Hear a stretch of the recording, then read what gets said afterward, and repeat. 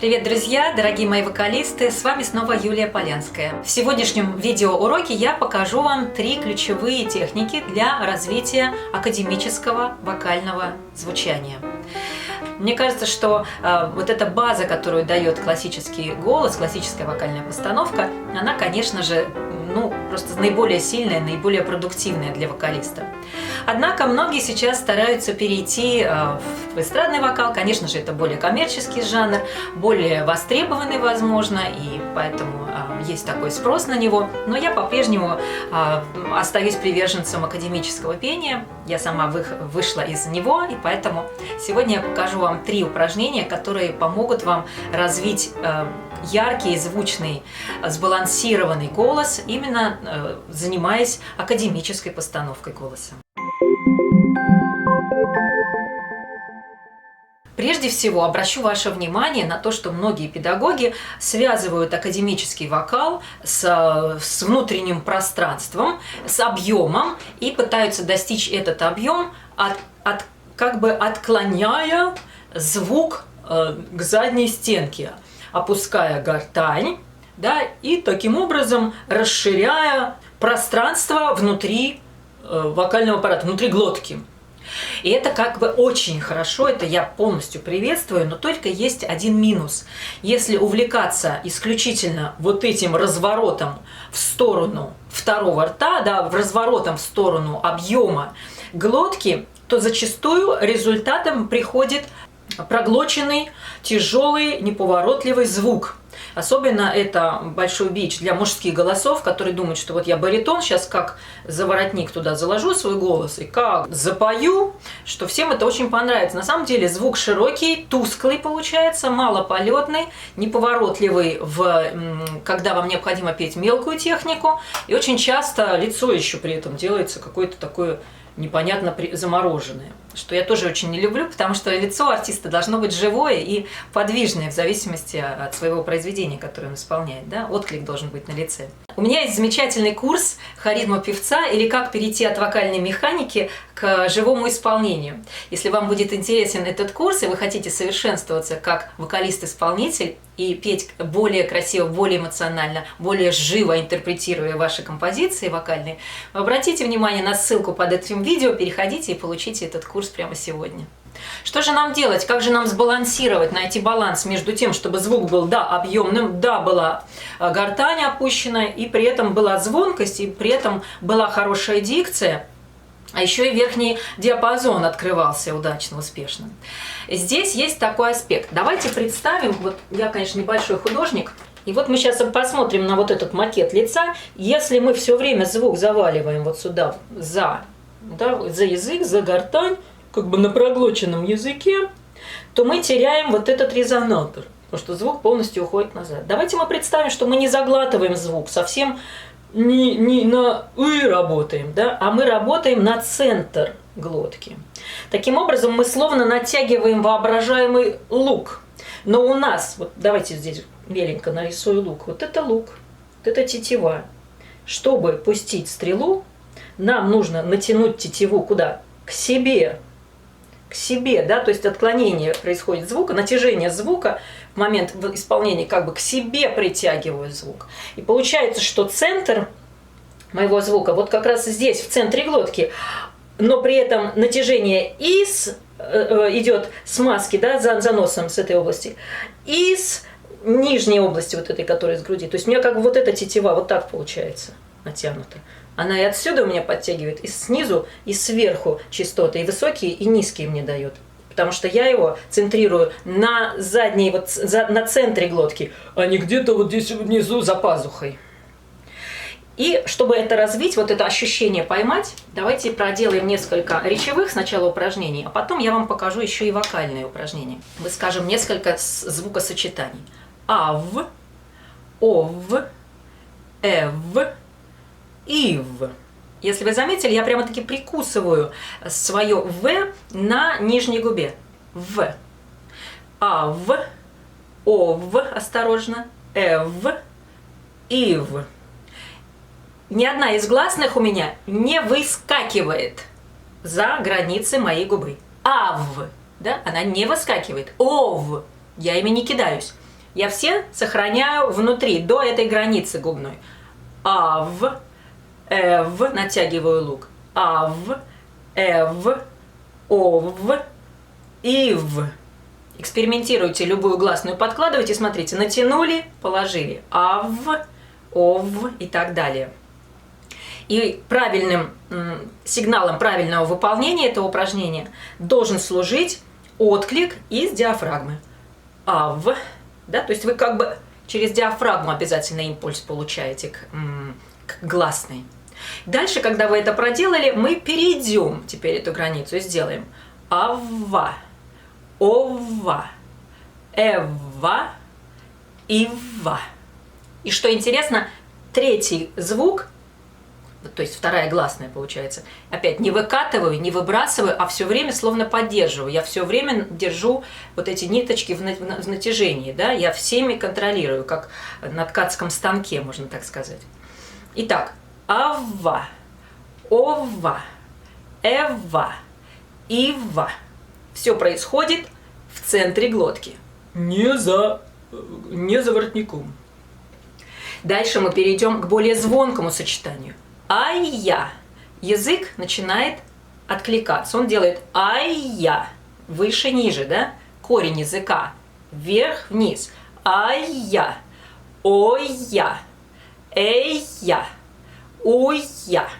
Все первоначальные гласные, с которых мы начинаем, все еще очень стабильные, все еще в центре глотки. Ай-я. Ой-я. Эй-я. Все прибрано, все внутри, ничего не вываливается, да, по вертикали. Ай-я, эй-я, ой-я, и-я, уй-я. Любая гласная подходит к началу, перекатываемся через корень языка и аккуратно филируем окончание вот этих трех звуков. Это первое такое упражнение для того, чтобы почувствовать вокальную позицию и центр глотки. Далее я вам покажу упражнение, которое поможет вам подключить дыхание.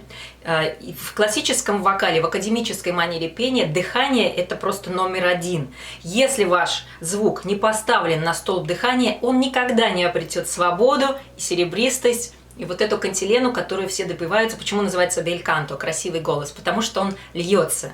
Он может литься и наслаждать зрителя только в случае, если он имеет свои опоры не гортань, не глотку, не шею, ой, не тем более не нос, а опоры имеет вашу диафрагму. Установить правильное диафрагмальное дыхание для классического вокала – это обязательно. Если даже вот в некоторых современных жанрах вокальных там можно как-то, так сказать, обойти этот момент и спеть просто так от себя, вот верхним этим звуком на микрофон, что-то так подхимичить можно, то в классическом вокале это сразу же видно и, в общем-то, с технической точки зрения непрофессионально. Поэтому попытаемся сейчас с помощью моего упражнения, которое я вам продемонстрирую, подключить дыхание именно от диафрагмы. Помним, что мы сейчас набили вот этот лук, натягивали, Сейчас его продолжаем натягивать только со звуком. Что я делаю? Я 3 раза трогаю, да, крючочком зацепляю. Я его зацепляю именно в середину глотки. Не ху-ху-ху и не вниз, не наверх, а именно по центру. И мой язык, опять же, находится в состоянии вот такой тарелочки. Не сглотанный ни в коем случае, не пережатый вниз. Итак, задорно смеемся на звуке. И в конце, когда мы попробовали, набили это местечко, и на него уже вскочили и держим. Держим, статическое напряжение идет.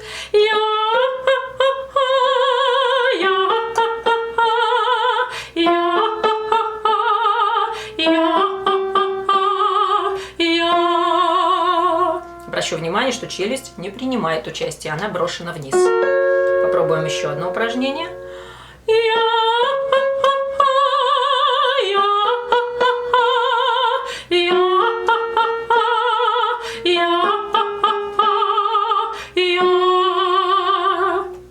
У мужчин очень важно фокусироваться на произношении самой формы гласной. Она именно даст вам цельность звука. Не а. Очень вертикально и очень в центре. А. Это очень важно. Я.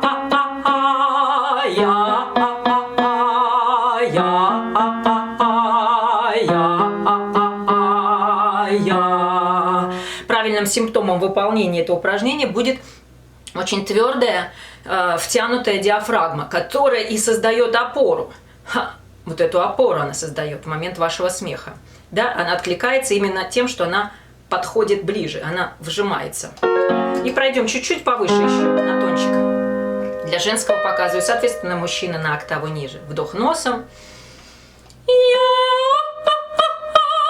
В центр.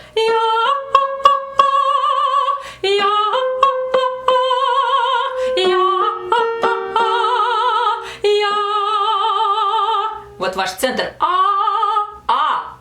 Не не.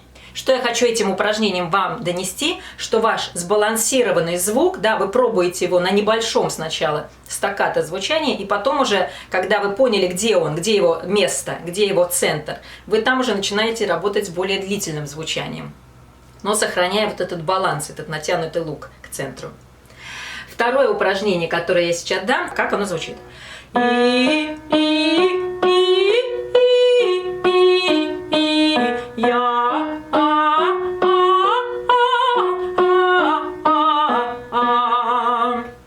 Это упражнение как бы разбито на подсекции парочками. Каждая первая нота в этой парочке, более тяжелая, увесистая, гравитирует вниз. Вторая, как будто я ее откидываю. Как мяч бросила, мяч отскочил. Не забудьте, что если мяч отскакивает, мяч действительно летит по своей траектории. Я не даю ему потолок. Все, закрылась дверка. А она пролетает насквозь. Дайте возможность диафрагме поработать на этом упражнении. Именно она даст этот кик. Вытолкнет звук наружу. Когда мы сделали с буквой И, то же самое мы проделаем прямо на ходу с буквой А. Только замечу, что А теперь у нас будет скроено, сформировано по образу и подобию предыдущего И. То есть это не будет вот такая вертикальная и тяжелая А она будет чуть-чуть приплющенная в сторону И.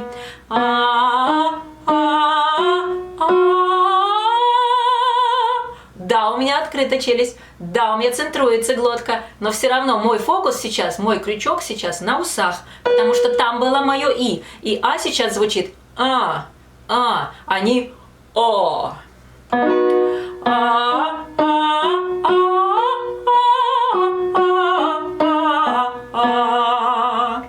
Так же, как мы с вами говорили про вот эту картинку, когда обращали внимание, что у нас не куда-то в одну сторону звук распространяется в момент пения, а сразу в две линии. В две линии. И к верхним частотам, и к нижним он тоже относится. Вот так это идет. Если мы выйдем на более высокий уровень диапазона, получится следующее.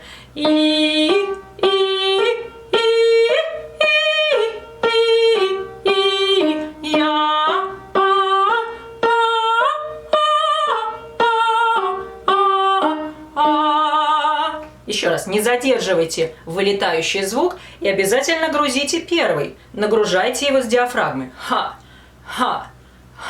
Получается какое-то вот такое движение, я бы сказала. И последняя рекомендация для тех, кто идет на высокие ноты. Зачастую очень трудно удержать яркость звука. На верхней части диапазона академического вокала превалирует головной резонатор. Тут уж ничего не поделаешь, нужно с ним заниматься так, чтобы он вам отвечал. Отвечал в полном объеме своим серебристым тембром. Например, у меня пришла девочка, которая испытывает трудность исполнения «Mio Babino Caro». И там есть такое место на высокой части диапазона.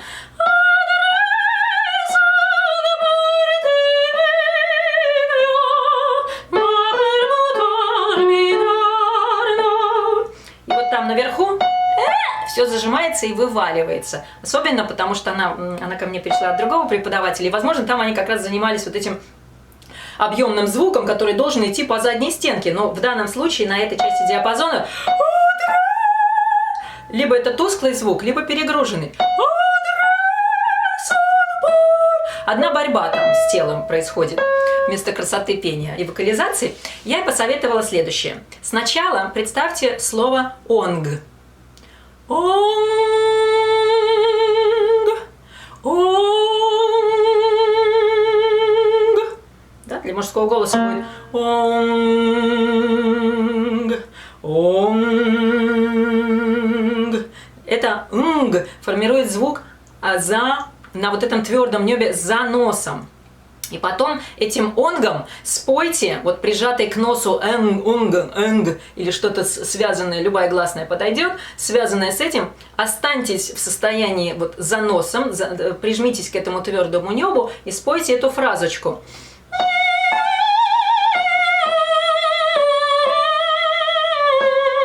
Вы видите, моя челюсть может делать все, что угодно в этот момент. Она вообще не задействована в вокализации.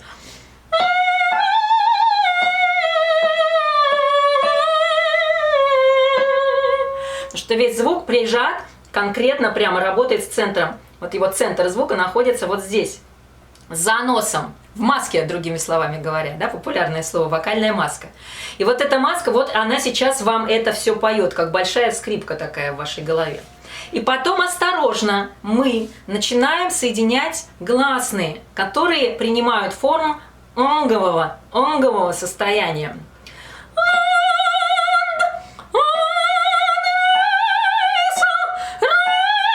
У меня сейчас поет центр лица. Моя челюсть отпущена, она не принимает участие, она вообще как бы на свободе, да, у меня?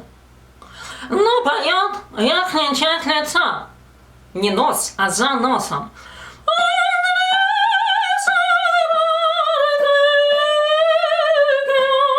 Я стараюсь вот как бы промоушен такой сделать для этой части лица, устремиться к ней всеми моими, так сказать, ментальными, физическими ощущениями, набить эту часть. И потом я осторожно, да, ввожу гласные, не твердо согласные, все очень плывучее, все очень такое расплавленное, да, мягкое, перетекающее, без стычков, без сжатий. Делайте это косноязычно, не делайте на хорошей дикции, плавайте косноязычно там, да, не закрывайте рот до конца. Это вообще правило для высокой части диапазона. Не надо там артикулировать ясно так, не надо.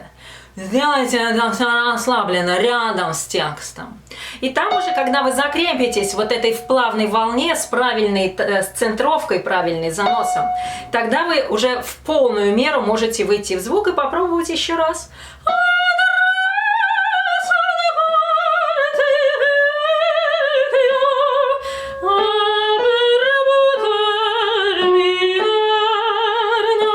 Не теряя интонацию, когда вы сошли с высоких частот, с высот, с вершин вашей мелодии вниз, не теряйте интонацию, будьте очень четкими, нивелируйте полутончики. Подставляйте горло, чтобы не потерять, да, не провисать в этой части, в низкой части диапазона. Кстати, об этом есть другое видео, как не потерять частоту интонации. Посмотрите его на моем канале. Ну что ж, вот эти 3 упражнения, 3 рекомендации, я думаю, вам помогут в развитии вашего яркого полетного чувства голоса, если вы занимаетесь академическим классическим вокалом. Это прекрасный жанр, совершенствуйтесь, дарите радость людям и дарите радость себе самому от того, как прекрасно вы поете. С вами была Юлия Полянская. Подписывайтесь на мой канал, если вы хотите получать больше рекомендаций по исполнительскому мастерству артиста.